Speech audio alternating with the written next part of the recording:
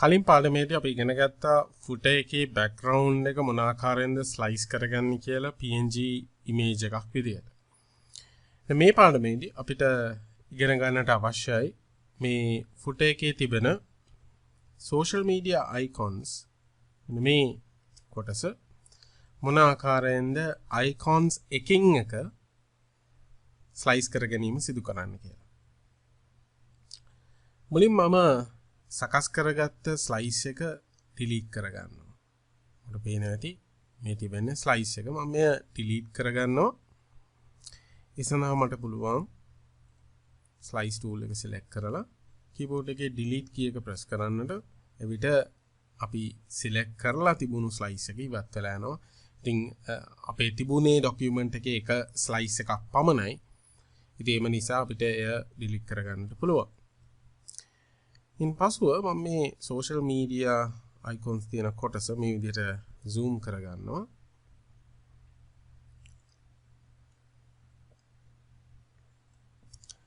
slice tool එක select කරලා අපි මේ ආකාරයේ slice එකක් ඇඳ ගන්නවා. අපිට පේනවා ඇති මම එක slice එකක් ඇඳගත්තා. මම අනිකුත් icons සඳහාත් slices මේ විදිහට ඇඳ ගන්නවා.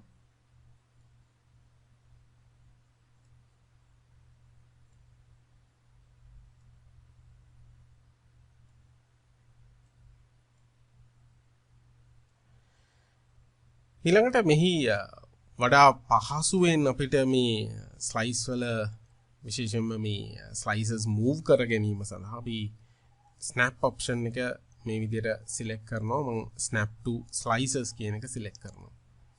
එවිට වඩා පහසුයි අපිට මෙය ස්නැප් කර ගැනීමේදී.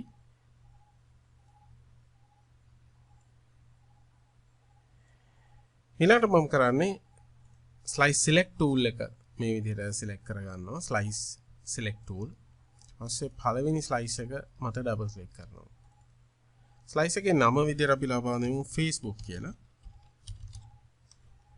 slice එකේ ප්‍රමාණය වශයෙන් මම ලබා දෙනවා 32යි 32 pixel වලින්. ඉන්පසු okay. අපිට පේනවා ඇති මෙන්න මේ විදිහට ස්ථානගත වෙන්නේ slice එක. අපි මේ හරියට මැදි කරන්නට අවශ්‍යයි ස්ලයිස් එකේ. ඒ සඳහා මම zoom tool එකෙන් තව තරමක් මේ විදිහට zoom කරගෙන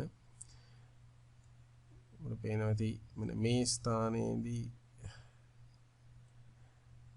ඔබට පේනවා මේ ආකාරය. මොකද වඩා zoom කරොත් ඔබට පික්සල් පෙන්න නිසා මේ බෝඩර් එක පැහැදිලි වෙන්නේ නැහැ. ඒ නිසා මම මේ විදිහට move කරලා මම select කරනවා නැවතත් select slice tool එක මේ විදිහට slice select tool එක select කරගන්නවා. ඉන්පසුව keyboard එකේ arrow keys මේ විදිහට ගමන් කරවීමෙන් මම මේ නිවැරදිව ස්ථානගත කරගන්නවා මට අවශ්‍ය ආකාරයට. අපිට පේනවා ඇති මේ විදිහට අපි ස්ථානගත කරා. දැන් තවදුරටත් මේ zoom කරොත් ඔබට පේනවා ඇති මෙන්න මේ ආකාරයෙන් තමයි තිබෙන්නේ. මේ image එක වටා එක පික්සලයක හිඩසක් තිබෙන ආකාරයට අපි මෙය හරි මැදි කරනවා ස්ලයිස් එකේ. ඒ ඊටාමත්ම වැදගත් නිවැරදිව සිදු කිරීම. ඒ ආකාරයටම අපි අනිකුත් ස්ලයිසස් සකස් කර ගන්නට අවශ්‍යයි. මෙහිදී මම මෙන්න මේ ස්ලයිස් එක ඩබල් ක්ලික් කරනවා. ඒකට අපි නම් කරමු Twitter කියලා. එහි ප්‍රමාණයත් 32යි 32 වශයෙන් ලබා දෙනවා. මේ ආකාරයට අපි ස්ලයිසස් සියල්ලම නිවැරදිව සකස් කර ගන්නවා.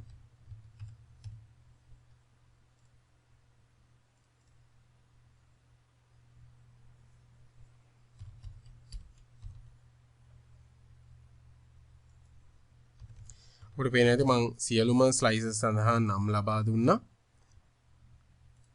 ඉන්පසුව අපි slice select tool එක භාවිතා කරලා මේ විදිහට slice එක move කරගන්නවා නිවැරදිව හරි මැදට එන ආකාරයට. එතකොට පේනවා ඇති slices හතරම අපි නිවැරදිව සකස් කරගත්තා. දැන් ඊළඟට අපිට කරන්නට තියෙන්නේ මෙහි background එක ඉවත් කරන්න. මොකද background එක අපිට අවශ්‍ය වන්නේ නැහැ මේ සඳහා. අපිට පේනවා බෑග්ග්‍රවුන්ඩ් එක අපි වෙනමයි ඇතුල් කරන්නේ. ඒ සඳහා අපි බෑග්ග්‍රවුන්ඩ් එකේ ස්ලයිස් එකක් මීට කලින් පාඩමේදී ලබා ගත්තා. මෙහිදී අපි සිදු කරන්නේ බෑග්ග්‍රවුන්ඩ් ලේයර් එක අපි හයිඩ් කරනවා. මෙහිදී ලේයර්ස් පැනල් එක මම ඕපන් කරගන්නවා. මේ තිබෙන්නේ බෑග්ග්‍රවුන්ඩ් ලේයර් එක මම නම් කරන්න වඩා පැහැදිලිව තේරුම් ගන්නට හැකි වෙන පරිදි එහෙම නැත්නම් පැහැදිලිව හඳුනා ගන්නට හැකි වෙන පරිදි මම මේ ස්ථානයේ ඩබල් ක්ලික් කරලා ලේයර් එක රීනේම් කරනවා footer_bg කියලා. ඒතර අපිට පහසුයි ඒ නමෙන් හඳුනා ගන්න. ඊපස්ව මම මේ හයිඩ් කරනවා. අපිට පෙනේ මම මේ හයිඩ් කරාට පස්සේ මේ එක අයිකන් එකක් හැරෙන්නට අනෙක් අයිකන්ස් අපිට මේ විදිහට මේ මැද තියෙන ටෙක්ස්ට් සලකුණ දැක ගන්නට පුළුවන්. නමුත් මේ පිනිට් අයිකන් එකේ අවසානයේ මේ අපිට එය සැඟවිලා යනවා මේ බෑග්ග්‍රවුන්ඩ් එකත් සමග. ඉතින් මේකට හේතුව තමයි අතරම පිනිට් අයිකන් එකේ ට්‍රාන්ස්පේරන්ට් කොටසක් තියෙනවා මේ මැද. මේ මැද තියෙන ට්‍රාන්ස්පේරන්ට් කොටසෙන් බෑග්ග්‍රවුන්ඩ් එක පෙනීම නිසා තමයි මෙහෙම අපිට දකින්නට ලැබෙන්නේ. දැන් බෑග්ග්‍රවුන්ඩ් එක අපි ඉවත් කරාම ට්‍රාන්ස්පේරන්ට් කොටසේ රෝස පැහැති කොටසක් පෙනෙන්නට නොමැති නිසා සම්පූර්ණයෙන්ම එය ඉවත් වෙලා යනවා. ඉතින් මෙයට අපිට ක්‍රම කීපයක් යොදා ගන්නට පුළුවන්. එකක් තමයි අපට අවශ්‍ය නම් වෙනම ලේයර් එකක් සකස් කරලා මේ පිනිට් එකට යටින් අපිට ඒ රෝස පැහැති ලේයර් එකක් ස්ථානගත කරන්නට පුළුවන්. අපි බලමු කොහොමද ඒක කරන්නේ කියලා. මම මේ සඳහා මම මුලින්ම තෝරා ගන්නවා වර්ණය මේ විදිහට. ඒ අපිට අවශ්‍ය වර්ණය අපි 3362 වර්ණය භාවිත කරන්නේ.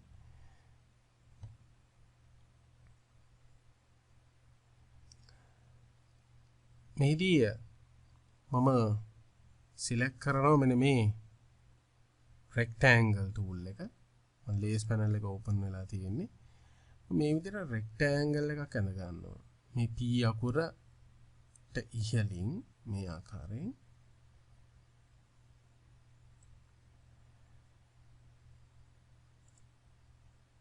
ඔබට පේන ඇති මේ rectangle එකක් සකස් වුණා. මේ ආකාරයට මේ ඔබ දකින්නේ rectangle එක.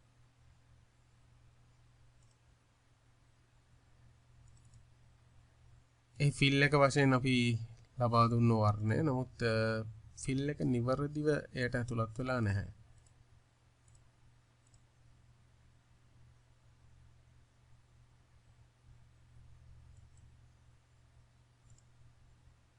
පෙනති වර්ණය ඇතුළත් වෙලා තිබෙනවා.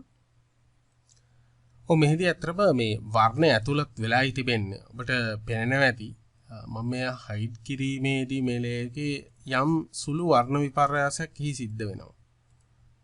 ඒකට හේතුව තමයි යම් ආකාරයකට වර්ණයේ වෙනසක් තියෙනවා.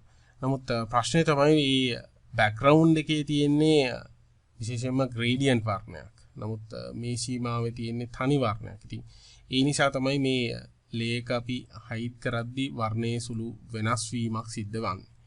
අපිට මේ දේ සකස් කරගන්නට අපිට මෙන්න මේ ෆිල් කලර් එක මම තරමක් වෙනස් කරගන්නම්. ඒ සඳහා මම මෙහි ෆිල් කලර් එක තරමක් තද වර්ණයක් කරගන්නවා.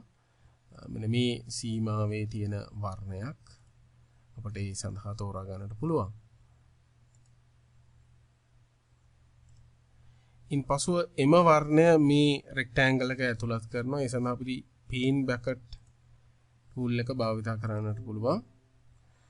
පේන් බකට් එක භාවිත කරද්දී මෙහිදී ඔබට පේනවා ඇති මේ ලේ එක රාස්ටරයිස් කරන්න කියලා අපෙන් අහනවා. ඒතර මේ ලේ එක අපි රාස්ටරයිස් නොකර අපිට පේන් බකට් ටූල් එක භාවිත කරන්නට බෑ. ඒ නිසා මම මෙහිදී මේ ලේ එක රාස්ටරයිස් කරන්න පහසුම ක්‍රමය තමයි ලේ එක රාස්ටරයිස් කරන්න අපිට රයිට් ක්ලික් කරලා ලේ එක උඩ සිලෙක්ට් කරනවා රාස්ටරයිස් ලේයර්. ඉන්පසුව මේ ලේ එකට අපිට ඒ අවශ්‍ය වර්ණය දෙන්නට පුළුවන්. මෙහිදී paint bucket tool එක භාවිත කරලා මේ විදිහට ක්ලික් කරනවා. දැන් ඔබට පේනවා ඇති සුදුසු වර්ණයක් ඒ සඳහා වඩාත් ගැළපෙන වර්ණයක් මේ විදිහට ඇතුළත් වුණා.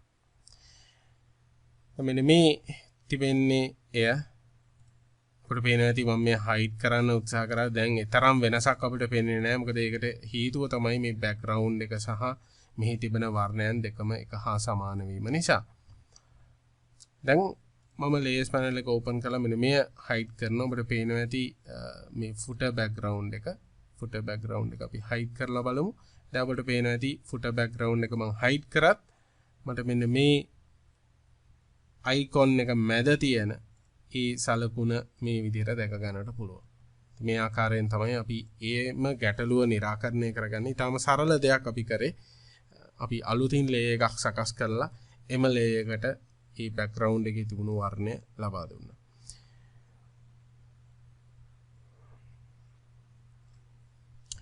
මෙහිදී වඩාත් වැදගත් වෙන දේ තමයි මෙන්න මේ ලේයර් එක ස්ථානගත කරන ආකාරය. මේ ලේයර් එක මේ අයිකොන්ස් තියෙන ගෲප් එකකින් ඉහළට ගෙනිච්චොත් ඔබට පෙනේවි. මෙන්න මේ ආකාරයෙන් තමයි ඒ පිහිටන කොටුවක්. අතරම රෙක්ටැන්ගල් ෂේප් එකක්. මේ අයිකොන්ස් වලින් පහළට ස්ථානගත කිරීම. ඒ අයිකොන්ස් සහිත ඒ ගෲප් එකෙන් පහළින් ස්ථානගත කිරීම ඊටමත්ම වැදගත් නිවරදිව මෙය ලබා ගැනීමට. ඉන් පසු අපි බෑග්ග්‍රවුන්ඩ් ලේයර් එක හයිඩ් කරනවා. මට අවශ්‍ය මෙන්න මේ අයිකොන්ස් ටික නිවරදිව ලබා ගන්නට බෑග්ග්‍රවුන්ඩ් ට්‍රාන්ස්පරන්ට් ආකාරයට තබා ගනිමි. අපි ස්ලයිසස් නිවරදිව නම් කිරීම සිදු කරා. ඉන් පසුව මම කරන්නේ ෆයිල් මෙනු එකට ගිහින් අපි යනවා save for web. මේ තිබෙන්නේ අපි ඒ icons අපිට පැහැදිලිව මෙහිදී පේන්නට නැහැ. අපි zoom out කරමු. මේ ආකාරයෙන් අපිට පේනවා ඇති මෙන්න මේ icons ටික තමයි අපි slice කරගන්නේ. ෆයිල් ෆෝමැට් එක විය යුත්තේ png24. අපි save බටන් එක මත ක්ලික් කරනවා. මෙහි නම අපිට වැදගත් වන්නේ නැහැ. අපි save බටන් එක මත නැවතත් ක්ලික් කරනවා. අපි ඕපන් කරොත් output folder එක අපිට දැක ගන්නට පුළුවන්. මෙහි එක් icon එකක් පමණයි අපිට ලැබිලා තියෙන්නේ. ඔව් ඒකට හේතුව තමයි අතරම මෙහිදී අපි ස්ලයිස් එක නිවැරදිව තෝරාගත්තේ නැහැ. ඉතින් අපි නැවතත් මම මෙය ඉවත් කරන්නම්. මම මේ delete කරනවා. මම යනවා නැවතත් ෆයිල් මෙනු එකට select කරනවා save for web. මෙහිදී save dialog එකෙන් මෙන්න මේ අපි තෝරා ගන්නට ඕනේ selected slices නෙවෙයි. මොකද අපිට පේන ඇති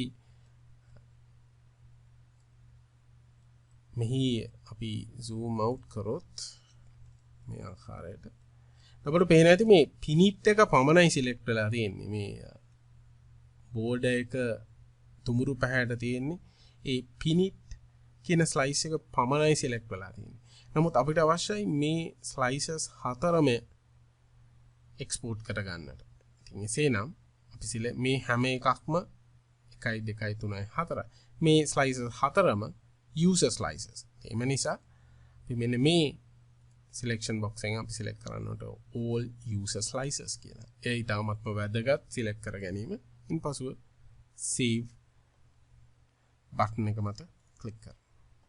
දැන් අපිට බලා ගන්නට පුළුවන් ඒ සියලුම icons අපිට මේ ආකාරයට ලබා ගන්නට හැකියි.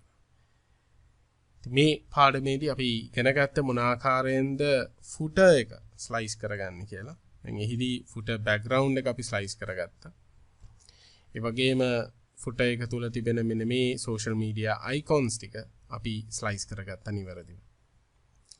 දැන් ඊළඟට අපිට තියෙන්නේ home එහෙම නැත්නම් මේ වෙබ් පිටුවේ content එක slice කර ගැනීම. ඉතින් ඒ සඳහා අපි යන්නට කලින් අපි මේ slices ටික ඉවත් කරගනිමු. ඔබ සකස් කරගෙන තිබෙන slices සියල්ලම ඉවත් කර ගැනීම ඔබට කරන්නට පුළුවන් view menu එකේ. මෙන්න මේ clear slices කියන command එක භාවිතා කරමින්. එමගින් ඔබට පුළුවන් සියලුම slices ටික ඉවත් කරගන්නට. ඉන්පසුව අපි මේ ආකාරයට මේ අනිකුත් layers සියල්ලම